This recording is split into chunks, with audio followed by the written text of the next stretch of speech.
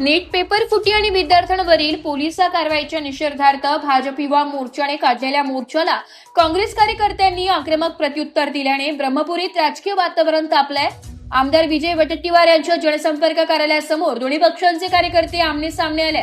भाजप युवा मोर्चा राहुल गांधी विरोधात घोषणा देत काँग्रेस कार्यालयाकडे जाताच मोठ्या संख्येने काँग्रेस कार्यकर्ते तिथे दाखल झाले।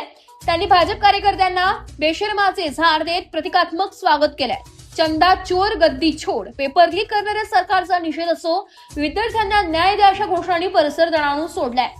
काँग्रेसच्या उत्स्फूर्त प्रतिसादामुळे भाजपचा मोर्चा निष्प्रभ ठरल्याची चर्चा आहे। पेपर फुटीवर उत्तर देण्याऐवजी विरोधकांचा आवाज दडपण्याचा भाजपचा प्रयत्न ब्रह्मपुरीत फसल्याची टीका काँग्रेस पदाधिकाऱ्यांनी केली आहे। तणाव वाढताच पोलिसांनी हस्तक्षेप करून परिस्थिती नियंत्रणात आणली आहे।